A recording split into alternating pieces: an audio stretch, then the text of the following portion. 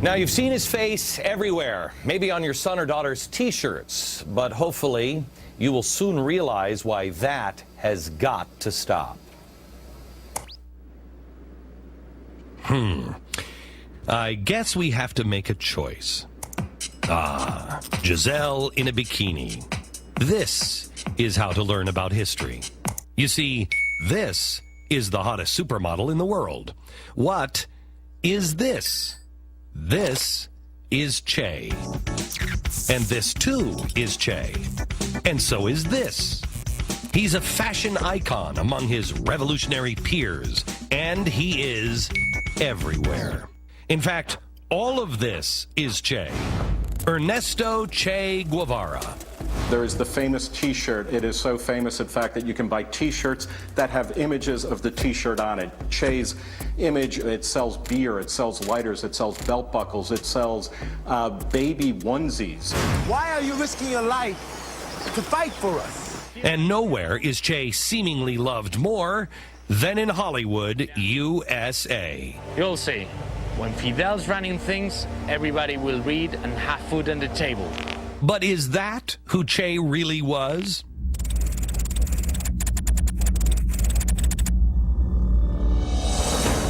One of the things that is fascinating about the cult of Che is that it effectively thrives in the absence of any kind of historical understanding. For example, look around at an anti-war rally, and you'll probably see Che. Che was a self-taught revolutionary who was instrumental in Castro's takeover of Cuba. He became known as the Butcher of La Cabana prison in revolutionary Cuba, where he personally oversaw the execution of anywhere from 175 to several hundred people. He's implicated in thousands of deaths that come after that. 14,000 men and boys were executed in Cuba during the 1960s. He said that his dream was to become a killing machine. He said to his revolutionary comrades, if they weren't sure of someone's loyalty, if in doubt, kill him. These are the realities that we need to understand about Che. You could probably call him clinically a sadist.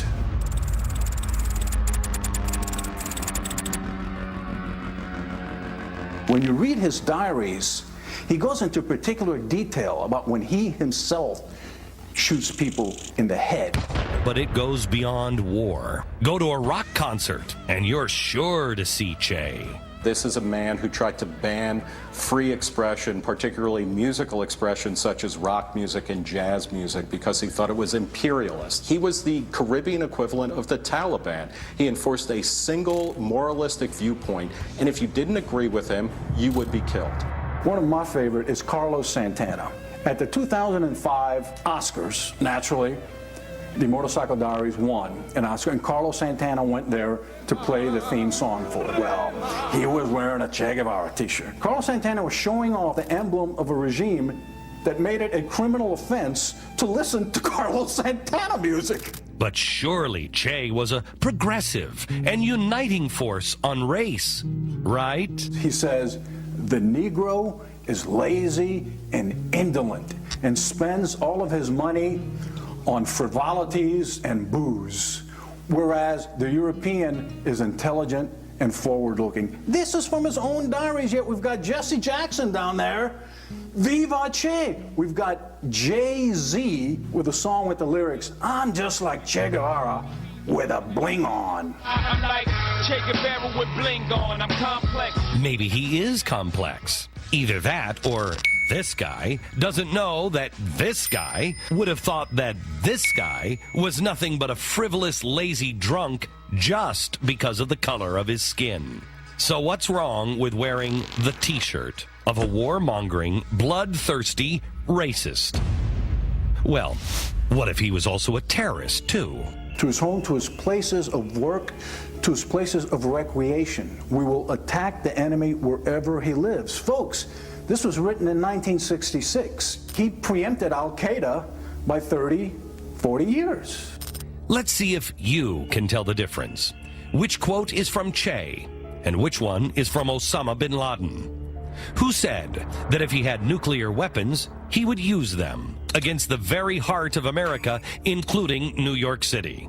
And who said the U.S. is a great enemy of mankind? Against those hyenas, there is no option but extermination. Yeah, it was kind of unfair. It was a trick question. Both of those quotes are from Che.